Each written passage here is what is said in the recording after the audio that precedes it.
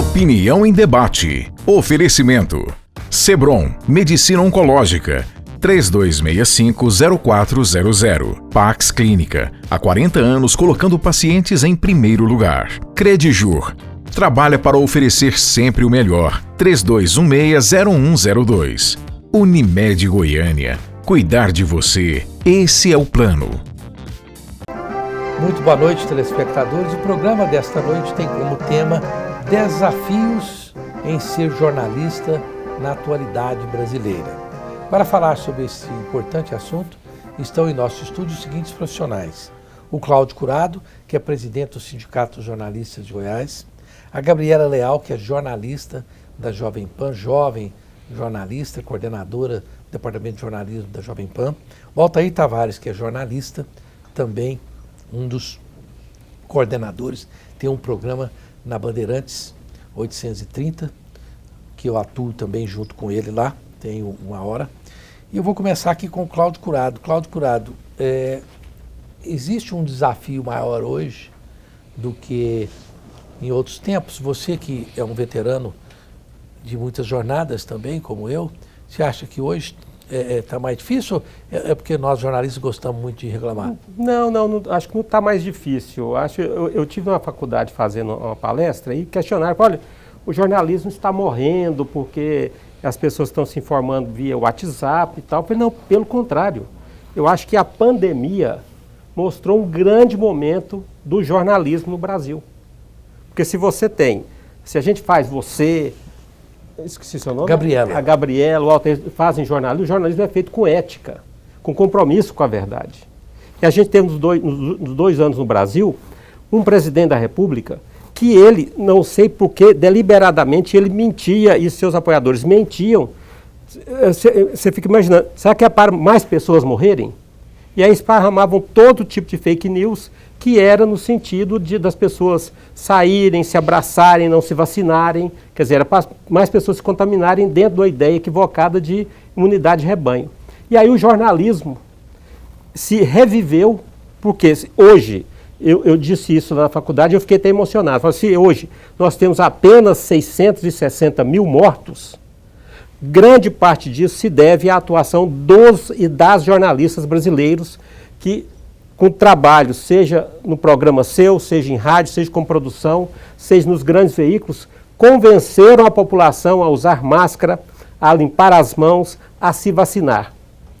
Nós temos uma parcela, nós jornalistas, se morreram apenas 660 e parece que o presidente queria que morresse 1 milhão, eu reputo a nós a possibilidade da gente ter salvo pelo menos umas 400 mil pessoas que acreditaram no trabalho e na seriedade dos jornalistas e do jornalismo brasileiro, e a gente enfrentou a mentira, levando a verdade para você que está nos assistindo, e graças a Deus vocês confiaram mais uma vez no jornalismo e nós ajudamos a salvar vidas. Eu tenho plena consciência disso. Perfeitamente. Depois a gente pode desdobrar um pouco esse seu raciocínio para um escopo mais amplo da atuação do jornalismo como entidade generalista nos caminhos da verdade, vamos dizer assim.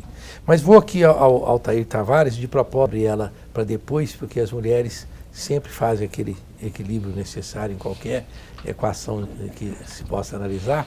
Altair Tavares, você entende também que houve um momento do jornalismo, porque eu digo que o jornalismo, em outras ocasiões também, enfrentou equações que no mínimo eram mentirosas e não pôde reagir à altura do que reagiu agora. E isso talvez seja um grande diferencial. Mas como que você vê a sua atuação? É mais difícil? O que aconteceu? Olha, eu vejo que, boa noite aos nossos telespectadores, cada tempo tem seus desafios. Também, junto com colegas aí de faculdade, eu estive raciocinando o seguinte: antes da pandemia, o que melhor aconteceu para o jornalismo foram as fake news. Porque as pessoas passaram a identificar o que não é verdade, o que é a busca da verdade, que é a essência do jornalismo, buscar a verdade, certo? Enquanto uns disseminam a mentira, isso vem de antes da pandemia, né? Ou seja, são 2 momentos em que as fake news estão presentes. E ao mesmo tempo que nós tivemos um valor importante, né, para o jornalismo atualmente, na verdade, cada momento tem sua dificuldade, com todo o seu contexto, né? Nos momentos de crise lá do plano verão, lá do plano do verão, do plano do Sarney, a missão era, né, era outra, né? Informar, orientar as pessoas sobre aquela nova realidade momento econômica da crise, né? E as pessoas fazendo estoque de alimentos. Então, cada momento tem seu desafio. Eu diria que o conjunto dos desafios hoje está mais difícil.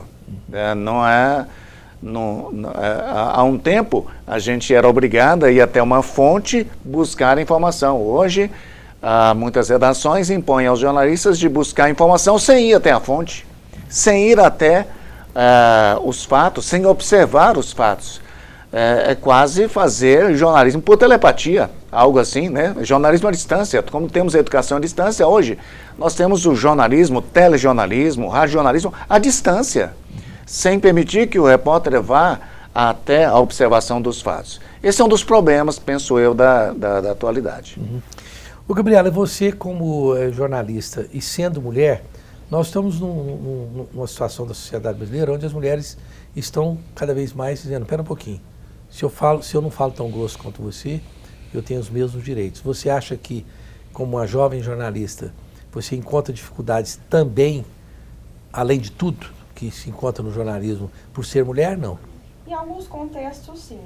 Alguns contextos, a gente se depara em algumas situações que a gente é meio que, o que você está fazendo aqui, entre aspas, até eu acredito por questão de idade ou por falta alguma coisa nesse sentido, até por questão de imposição. Mas a partir do momento que você chega e mostra que você sabe o que está fazendo ou o que você está procurando, não tem essa diferença. Eu vejo muito mimimi, militarismo, digamos assim, na internet, essa militância feminina em alguns pontos que eu acredito que até há um certo tipo de exagero, porque não cabe naquele sentido. Se você chegou e mostrou para o que veio, principalmente falando em comunicação, e as outras várias formas que a gente tem de comunicação hoje em dia, não tem o porquê ter essa barragem, digamos assim, essa dificuldade de alcançar ou chegar em alguns pontos que talvez os homens conseguem mais fácil. Eu sempre levanto, eu até brinco da bandeira de que não existe isso. Se você sabe, em qualquer contexto que você chega, é aplicável e você consegue ter esse retorno assim tanto quanto se fosse uma figura masculina. Perfeitamente. Eu concordo com você, Cláudio, porque não há outra forma de analisar a questão, porque ela é o que é, não o que a gente queira, que pontualmente nessa questão das vacinas e tudo mais, foi um erro crasso do atual presidente da República, que é o Bolsonaro. Não há tanto isso, tanto que eu lutei muito contra pessoas que são pessoas extremamente inteligentes, inclusive versadas em medicina, que concordavam com o presidente. Então a imprensa teve esse papel de discordar, inclusive, dessas pessoas proeminentes. Ele não foi, talvez, o único, né, nesse sentido. Mas você não acha que falta também o mesmo empenho da grande mídia, vamos dizer assim?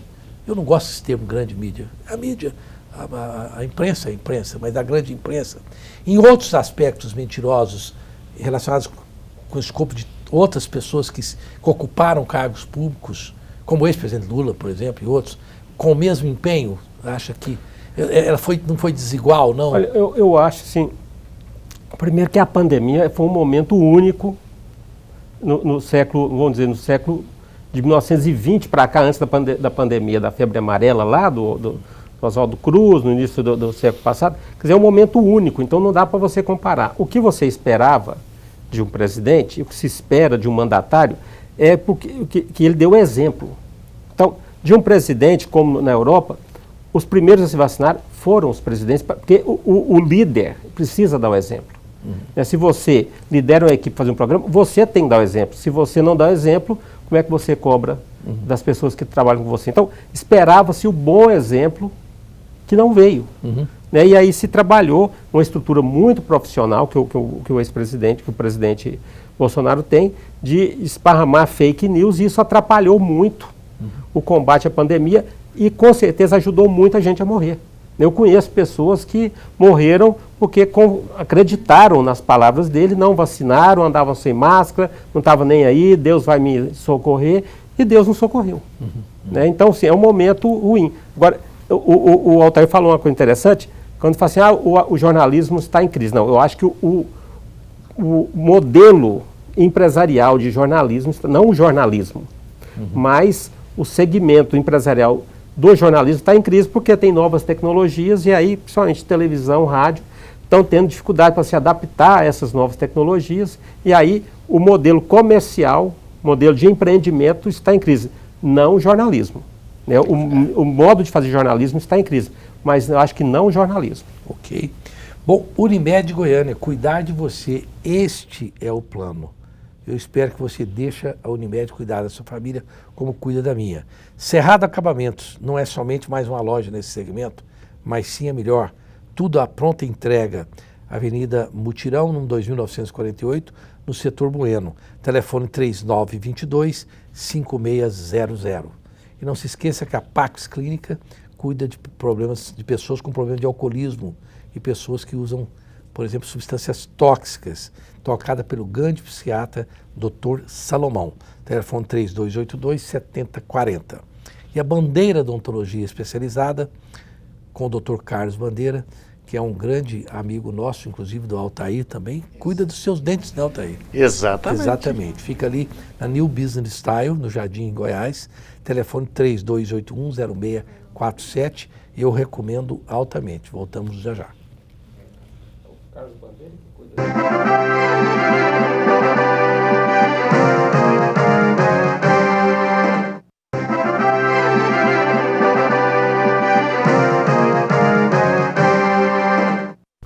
Estamos de volta com a Opinião em Debate desta noite, falando sobre os desafios em ser jornalista na atualidade. Nós estávamos aqui, Cláudio Curado, no intervalo, e às vezes o intervalo foi até melhor do que o programa. Grava o intervalo. Gravar o intervalo. Mas veja bem, é claro que nós tivemos aí um momento que a grande mídia se uniu e vamos fazer um pool para poder fazer frente a uma coisa que a imprensa inteira tinha convicção que estava correta. Mas esse pool, que era por uma questão da pandemia, passou a ser um pool para qualquer tipo de notícia. Eu vejo, por exemplo, critico muito no ar, me atrevo a isso, se alguém lá do UOL, ou desse grupo que ficou um pool, fizer um erro de português crasso lá, todos os veículos vão cometer o mesmo erro.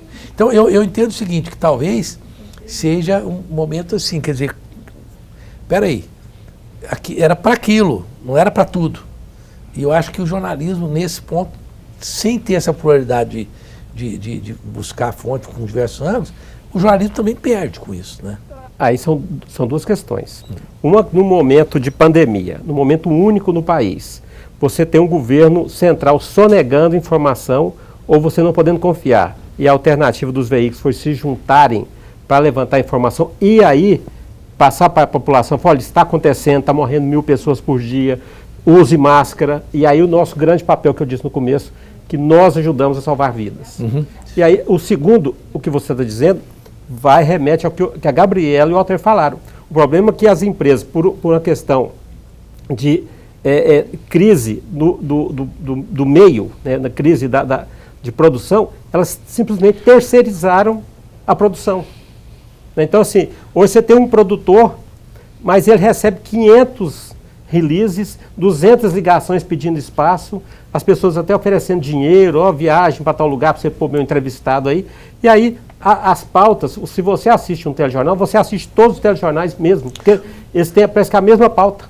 E se você lê um veículo de comunicação, se você lê o UOL, se você lê o Terra, ou se lê qualquer um desses, não precisa ler os outros. São várias empresas de assessoria de imprensa que estão fazendo o trabalho que o produtor está fazendo. Então, assim, o que o Altair falou de jornalismo à distância é isso. Eu não preciso ligar. As pessoas começam a ligar para mim, mandando informação, oferecendo entrevistado, aquela coisa toda. E aí, o produtor, que é a alma do jornalismo, basta ver que o 60 Minutes nos Estados Unidos, ele tem 8 repórteres e tem 50 produtores. O produtor leva um mês fazendo a pauta. Porque o produtor, ele é a alma do jornalismo. O repórter, Se ele pegar, se ele der uma folha em branco, o repórter sair para a rua, se ele não levar a pauta, como é que ele vai entrevistar, como é que tem que... Então, o produtor ele é fundamental. E aí, para reduzir o custo, reduzir o número de produtores nas redações, e aí você fica à mercê de fazer um mesmo telejornal, mesmo radiojornal, porque você está recebendo da terceirizada, da produção terceirizada, a mesma informação. Tem uma questão que eu gostaria de adicionar, que é a seguinte. Eu acho que a crítica ao pool de emissoras, de mídia, que divulgou a estatística do coronavírus, ela expõe uma situação que é força e contra força e reação, ação e reação.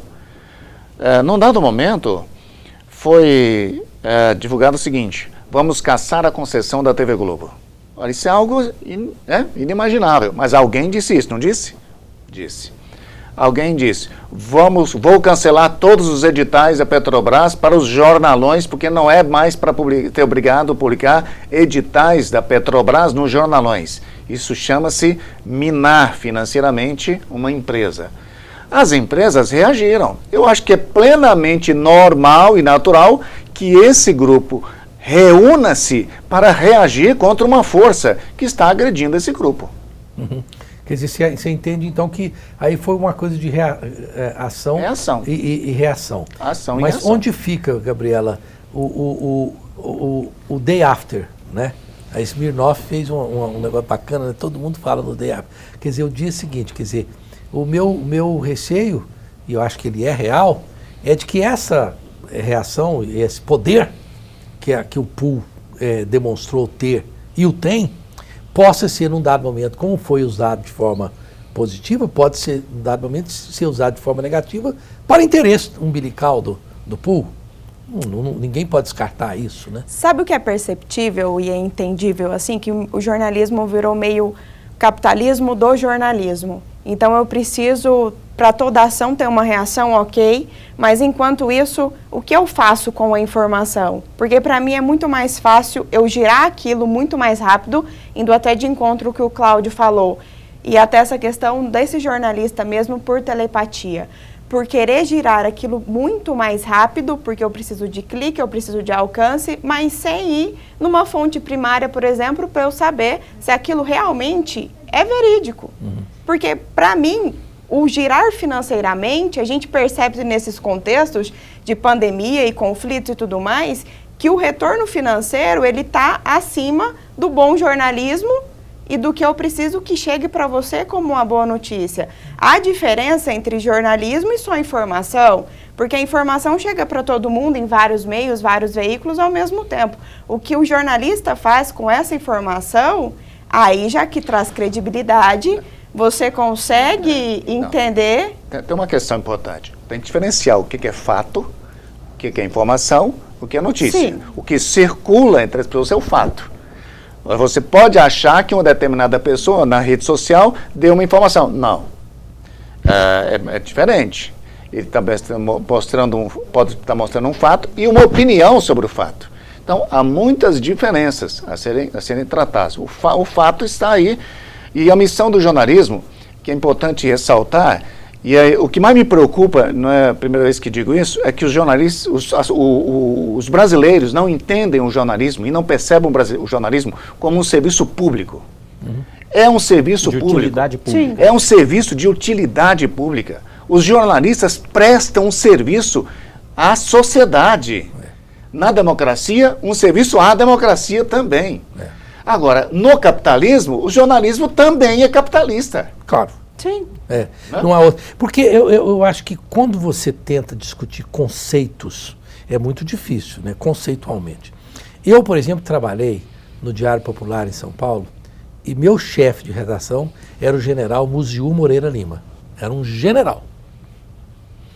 Eu, à época, que peitava muito ele, nós peitávamos. Ninguém pensa que a imprensa era tipo assim, não, vamos bater continência. Eu me senti, em dado momento, como jornalista, atualmente, muito mais agastado com o crivo dos colegas, fazendo autocensuras inimagináveis, do que àquela época, que era uma coisa rasgada. Eu falei, gente, mas eu estou me censurando com receio de ter um linchamento moral nas redes sociais ou um linchamento moral pelos colegas. Eu queria que você falasse um pouco sobre isso, Cláudio, porque você tem uma visão muito clara do quanto é danoso quando você faz censura. A autocensura, ela é tão perniciosa quanto a censura velada, não é? Sim, ela é muito pior, porque assim, se você trabalha numa redação, e aí nós já trabalhamos em redação, a Gabriela trabalhou, você tem hierarquias.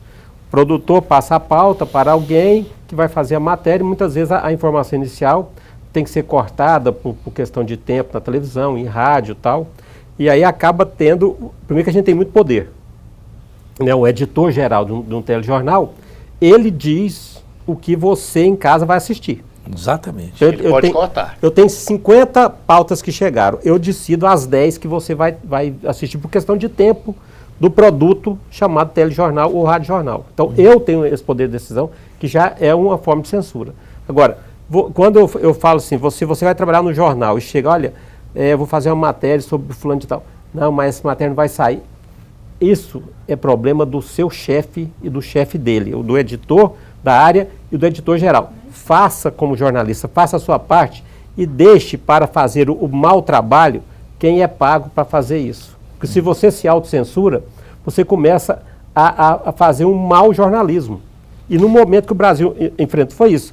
Contra a fake news, contra a mentira, jornalismo. Contra mais mentira, mais bom jornalismo. E isso a gente enfrentou, e eu vou repetir.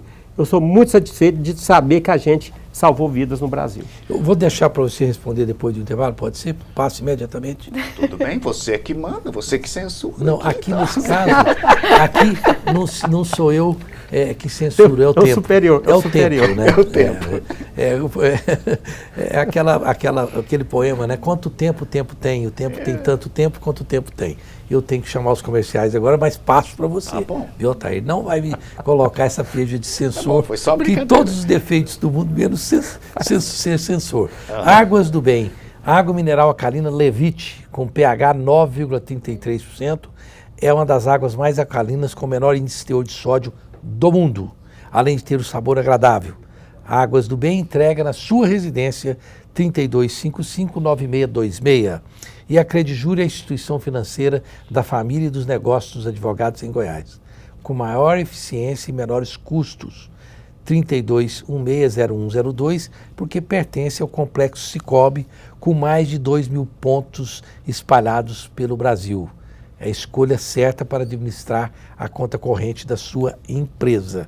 E o Sebrae de Goiás está há quase 5 décadas dando apoio a pequenos e médios empresários. Conheça os cursos e eventos que podem ajudar a expandir o seu negócio. Acesse sebrae.com.br e descubra a unidade mais próxima de você. Voltamos já já.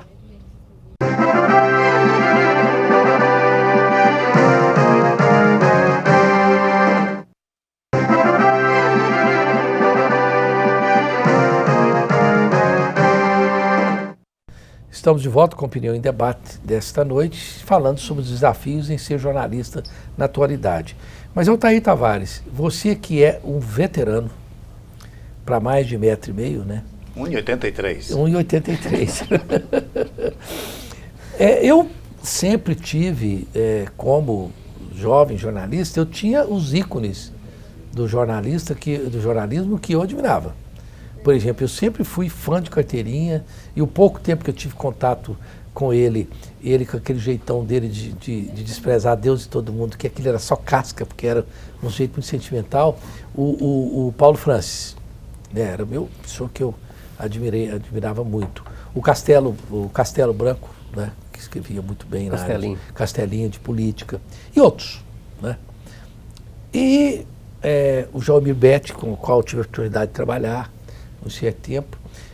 Hoje, eu pergunto, quais os jornalistas que motivam essa nova geração? Você que dá aula de jornalismo. Olha, muito bem. Eu queria falar de outra questão, você já trouxe outra. Desculpa, então você tinha que complementar. Mas eu respondo as duas, tudo bem. Duas. Complementa o que você falou do Cláudio. Não, mas voltando à primeira sua, porque está mais quente, eu acho que os analistas de hoje são uma referência. Os analistas, os jornalistas que escrevem com análise. Entre elas, a própria Miriam Leitão, né? As análises que elas escrevem os textões que vão para os jornalões. Eles são uma referência, são uma, digamos assim, e é bom fazer a referência às mulheres, inclusive, jornalistas. Eu acho que elas estão dando um show na atualidade. Agora, a gente vai acumulando, né, pessoas que a gente vai admirar. Eu admiro muito o texto do Ricardo Couto, que é fenomenal para escrever. Então, eu tenho admiração por jornalistas do texto, mas, por incrível que pareça, eu sou de rádio, entendeu? Praticamente, né? Rádio e web jornalismo, mas eu tenho a paixão pelos que são jornalistas de texto. Mas voltando à questão, então, uma questão anterior sobre a censura, eu já disse uma vez para você que o jornalismo, um dos problemas da atualidade é que é uma atividade de alto risco. Sim. Te disse isso uma vez. E eu concordei com você. E aí, trazendo a questão da censura. Hoje o jornalismo tem um alto risco jurídico. Qualquer coisa que você põe uma palavra sobre a pessoa, ninguém está indo atrás de direito de resposta, né? Já vai direto para o processo, e aí você vai gastar, né, com o advogado, aquela coisa toda, tem que pagar a mensalidade do advogado. Alto risco econômico, por causa exatamente dessa demanda, né? Alguém pode chegar e dizer, não vou mais anunciar na sua emissora por causa disso, não gostei da sua opinião. Então, e temos um alto risco psicológico. Está mais difícil hoje decidir o conteúdo. Eu estou me sentindo muito mais estressado. E as pessoas acham que a gente não sofre. O jornalista não sofre. Não, a gente sofre quando tem que escolher uma informação, quando você quer botar uma informação, mas tem que colocar outra. A gente também sofre muito. Então, essa eu queria trazer para você. E é verdade, você nota que no rádio, onde você se presta a fazer brincadeiras, às vezes, eu falo só uma brincadeira, meu Deus, a casa cai, eles ligam para o dono da emissora, mandam carta para São Paulo, por conta de uma coisa trivial, porque o rádio, ele é coloquial, não é? Então, o coloquialismo no rádio está sendo quase que suprimido, por conta de você ter receio, de repente fala uma coisa qualquer, e você vai ser linchado nas redes sociais por aquilo, né? E você, Gabriela, que é uma jovem jornalista, admira quem como exemplo que poderia dar? Eu gosto bastante também dos comentaristas nessa mesma linha aí dos analistas, porque eles trazem muita a visão do que acontece realmente, assim, linkando com dados, enfim, tudo mais. Eu gosto bastante do Samidana, que é um comentarista de economia, e ele também se arrisca aí em questões políticas, mas eu acho que ele sempre é muito sensível, digamos assim, em trazer para a realidade e até mesmo as comparações que ele faz com o Brasil e outros países, porque a gente tem muito essa mania de síndrome de cachorro vira-lata, talvez, de minimizar as coisas que tem dado certo no Brasil, até mesmo, enfim, eu falo em nível nacional, porque ele é um comentarista mais a nível nacional. Mas ele consegue trazer, olha, se no Brasil está assim, mas os outros países também está assim. Será que não é falha no nosso jeito de comunicar, no nosso jeito de informar, que isso não chega também para você? Que é só olhar essa questão, igual os meninos aqui colocaram, que tipo, como eu não estou sendo... Corre-se o risco de eu ser censurado por isso, então eu não vou colocar isso, mas eu vou colocar isso porque vai agradar mais o público, na verdade, quem anuncia comigo. Então eu gosto bastante desses analistas, desses comentaristas que trazem esse contraponto para mostrar para a gente que não, que tem realmente coisas boas acontecendo e que, cadê? Será que fazer jornalismo virou ofensa? É ofensivo ser jornalista? Muito bom, Gabriel. Posso fazer um agradecimento a ela? Não, ela nos chamou de menina. Não, eu pensei na hora que ela é muito inteligente. Ela falou, esses anciões podem me contratar. Exatamente. Então, ao invés de eu dizer, vai tirar os anciões, eu vou. Isso é um foguete, eu conheço a Gabriela, tanto que já quis contratá-la. Pensou lá na frente, a pessoa lá na frente. Já estou pensando a longo prazo. Não, mas você veja, o Cláudio Curado, uma coisa que eu tenho que confessar meu apreço a você por isso, porque viver do jornalismo, que é o que o Altair faz e eu faço há décadas, é uma coisa de se admirar que você faz. Por quê? Eu digo que eu sou especialista. Qual a melhor definição sobre a minha carreira? Eu sou especialista em nada, não é? Sou um generalista, um clínico geral.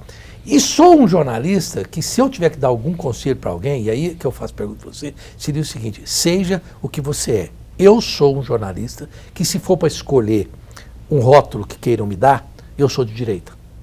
Nunca me importei com isso, você sabe disso. Então tá, vocês querem me classificar de direita, me classifica de direita. Não importa se eu escrevi N artigos contra um estado de coisas que eu discordava e que seriam artigos considerados de esquerda. Eu sou uma pessoa de Rio Verde, sou conservador, pronto. Eu acho que você é mais liberal do que de direita. Assim. Pois é, mas você é mais liberal. Mas eu fui rotulado de direita, não me incomodo com isso. Então, eu não sei, Cláudio, eu acho que a pessoa tem que falar assim: seja o que você é. Não é? Exatamente. E haja como profissional com ética. Quando alguém vai procurar informação, fala: olha, caiu um avião. Eu vou no grupo de Zap ou vou tentar entrar num site de jornalismo para ter essa informação, para confirmar a informação. E por que a pessoa entra em sites, em blogs de jornalistas ou em sites de veículos de comunicação, de informação de jornalismo? Porque por baixo do que a gente faz, nós 4 fazemos aqui, tem uma palavra escrita credibilidade, que vem sendo construída há décadas por profissionais, homens e mulheres, que agiram e agem com ética no tratamento da informação. Sim. Né? Então, assim, se você age com ética, não é que a pessoa é rápida para trabalhar. Isso aí é uma qualidade. Mas se você não age com ética, você vai começar a sair do mercado, você vai se queimar no mercado. Então, qualquer profissional, mas mais na nossa área, que a gente mexe com uma coisa etérea, que é a informação, né? Não tem jeito de pegar, né? A informação. Quer dizer, se você não age com ética, você não vai se sustentar no mercado. Como você está há décadas fazendo o programa, você nem se lembra, o seu primeiro programa na TBC foi eu que dirigi. Olha aí, eu que dirigi. Me chamaram para fazer lá, né? Olha que coisa linda, e eu não sabia, né? Entendeu? Provavelmente você só nostalgia. Provavelmente você corrigiu muita coisa que eu nunca fui um cara de televisão. Para dizer o quê? Assim, se não, há 20 anos, se não tivesse uma qualidade, não tivesse um compromisso com a ética, independente de se você se rotule ou que te rotulem, né, você não estava... Hoje no ar, nós estaríamos aqui no ar. Né? Não, você me lembrou de uma coisa que eu realmente não me lembrava, né? Porque a gente era um projeto muito bonito, né? E esse continua sendo um projeto bonito, porque eu gosto muito da escola americana nesse aspecto. Por exemplo, você pega lá o Washington Post, esse é um jornal republicano. O New York Times, esse é um jornal democrata. O que não significa que esses jornais... Significa o seguinte: as pessoas que têm uma visão republicana, ele vai encontrar mais informações positivas ou não sobre o espectro dos republicanos nesse jornal do que no outro, que é um jornal que se declara democrata, não é? Então, eu sempre entendi assim, eu sou muito crítico ao Lula, sempre fui. Toda a vida fui, tenho razões particulares para isso. Não significa que eu vou inventar uma coisa contra o Lula. Sim. E nem vou divulgar uma coisa que é fake, que eu sei que é fake contra ele. Então, eu acho que é aí que está aquela coisa que você falou. Eu, como editor do meu próprio programa, posso deduzir que uma certa matéria eu tenho mais... Entendo que é mais do interesse do público que eu penso representar do que outra, não é? Isso não está errado. Eu acho que as pessoas precisam entender que não há erro desde que você seja claro para quem você está comunicando, não é? Sim, não é? Eu acho exatamente. Que é isso. Bom, tá ali a Misner dizendo, esse programa passa muito rápido, tinha que ser mais tempo, porque pega essas não olha mais para ela, não, vamos continuar aqui. Vamos continuar. Só você não olha para ela. Tá vendo? Resolvido. Nós vamos para um breve intervalo comercial, voltamos já já. Intervalo, gente.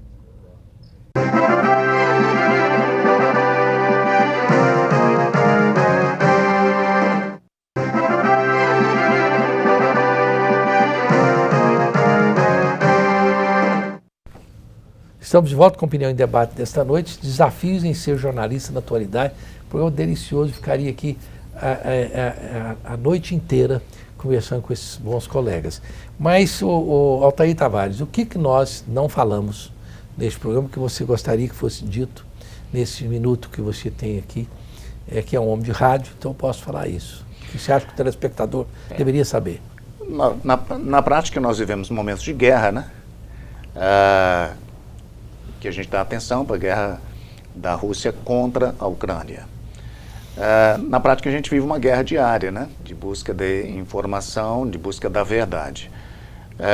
Eu queria fazer uma referência às escolas de formação de jornalistas que deveriam criar um castigo para os jornalistas, que é fazer filosofia do começo ao fim do curso. Porque as escolas estão tirando a filosofia. Nós fizemos um pouco aqui de filosofia sobre a profissão, e aí me veio essa ideia, gente, nós estamos filosofando sobre a profissão, né, sobre um fato social importante, que é o jornalismo na democracia. E eu percebo que estão tirando a filosofia do jornalismo, então a bandeira agora é pela volta da filosofia, os cursos de jornalismo do começo ao fim, para o indivíduo estudar, né, o Sócrates, Platão, os clássicos, né, e os atuais também. No momento que as informações chegam mastigadas, você está propondo que as pessoas pensem. Exatamente. Quando eu fiz jornalismo tinha, tanto que a minha professora de filosofia, a Eva Maria Lacatos, que era autora de livros, na Casper Libro tinha. Depois, por alguma razão, alguém resolveu tirar. Mas está minguando, né? Na verdade, alguns atuais têm um semestre aí, dois semestres, né? Eu quero um castigo. O castigo é... Os 4 anos. Seria um bom castigo. Gabriela, o que você não disse que gostaria de dizer nesse minuto final aqui? Vamos parar de perguntar o que faz um jornalista, que é uma pergunta muito recorrente e que eu acho assim que, na verdade, a gente é educado na resposta, mas é uma coisa de se pensar. Que se as pessoas não entendem e perguntam o que faz um jornalista, aí numa ponta você pensa assim, poxa, mas que tipo de trabalho que eu estou desenvolvendo então, se alguém tem que me questionar o que eu faço? Aí a gente pode trazer isso para a filosofia também, exatamente, né? Vamos filosofar sobre o assunto. Perfeitamente. E você disse da escola americana, Rosenval, me permite aqui o seguinte, na escola americana, os jornalistas são percebidos como os grandes fiscalizadores das corporações. Uhum. Aqui no Brasil, os jornalistas são vistos muito como os fiscalizadores do poder, né? Dos políticos e tal, mas fiscalizam um pouco as corporações. Tá certo. Cláudio Curado, agora sim você tem um minuto para dizer o que nós não falamos aqui, você que representa o sindicato. Esse ano nós tivemos 2 anos que mostraram a importância do jornalismo para o Brasil e para a sociedade. E nós vamos ter um ano de eleição onde nós seremos diariamente massacrados por fake news de todos os lados. De todos os lados. Há uma máquina muito profissional hoje do presidente, mas não nos iludamos que vai informações de todos os lados com mentira. E nesse momento eu peço que você valorize ainda mais o jornalismo, o mesmo jornalismo que levou você a acreditar na necessidade da máscara, na necessidade da vacina. Eu peço que continue acreditando no jornalismo, nós profissionais, homens e mulheres, que checam as informações antes de chegar a você, do que você ficar acreditando nos grupos de WhatsApp. É fundamental. O jornalismo, nesse momento da democracia no Brasil, ameaçada, e você precisa fortalecer acreditando, inclusive, nos veículos que precisam sobreviver para fazer o bom jornalismo. É o que a gente precisa nesse momento no país. Perfeitamente. Bom, das minhas considerações finais, eu quero pegar aqui uma pontinha do que o Otair falou, porque eu quero dizer o seguinte, não se esqueçam que o jornalista, e não as corporações jornalísticas, os jornalistas, os empresários jornalistas, porque esses são ricos e milionários, alguns deles, o jornalista é um ser humano que sofre muito com as angústias da profissão. Nós temos que estar sempre prontos a ir para o rádio, e mesmo que tenha um filho doente, que perdeu o pai, que a gente tenha problemas de saúde, nós somos obrigados a fazer a função que fazemos. Então, portanto, é preciso ter uma condescendência também com a profissão do jornalista, naquele sofrimento que o ser humano jornalista passa. Porque nós passamos, sim, por sofrimentos, às vezes, muito cruéis com a profissão. E, às vezes, um deslize de uma pessoa que há décadas tenta fazer um trabalho ético e qualificado, pode toda a carreira da pessoa ser desqualificada por uma coisa que foi um erro que todos nós cometemos. Então, é preciso enxergar o ser humano por detrás do jornalista, porque ele não é o veículo. O jornalista não é o veículo, ele é um ser humano trabalhando e ganhando a vida com aquilo que se propôs a fazer. Muito obrigado aos grandes colegas. Até a próxima quinta-feira, se Deus quiser.